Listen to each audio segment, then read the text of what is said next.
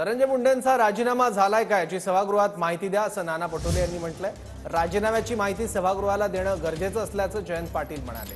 सभागृह सुरू असतं त्यावेळी सभागृहातच राजीनामा घोषित करायला पाहिजे असं वडेट्टीवार म्हणाले। राज्याच्या एका मंत्री महोदयांचा राजीनामा झालेला आहे, पण अजूनपर्यंत सभागृहामध्ये आम्हाला सरकारच्या वतीनं या पद्धतीचं कुठलंही अवगत केलं गेलेलं नाही।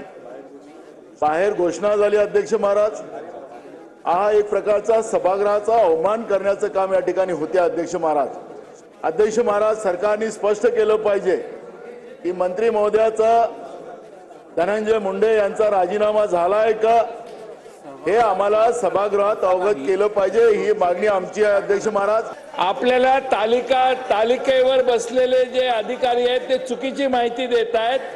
सभागृहाच्या मंत्रिमंडळातील सदस्यांचा राजीनामा झाला हा बाहेर जाहीर करण्यात आला, ज्याची माहिती सभागृहात देण्याची आवश्यकता आहे ती अद्यापपर्यंत दिली नाही। मुख्यमंत्री बाहेर प्रेसच्या समोर जातात आणि सांगतात की त्यांचा राजीनामा झालाय, ज्याची माहिती आणि त्यांना आम्ही तो राजीनामा स्वीकारलाय व त्यांना पदमुक्त केलेला आहे असं जे वाक्य आहे याचा अर्थ ते इथं सांगायला पाहिजे होतं। त्यामुळे सभागृहाचा अवमान होतो। अध्यक्ष महोदय, चुकीचे पांडे, चुकीचे नियम, चुकीच्या व्यवस्था या सभागृहात तयार व्हायला लागल्या आहेत। धनंजय मुंडेंचा राजीनामा घेतला गेला, तो राज्यपालांनी मंजूर केला, तरी सुद्धा सभागृहामध्ये मुख्यमंत्री का सांगत नाहीत, का घोषित करत नाहीत, हा महत्त्वाचा विषय।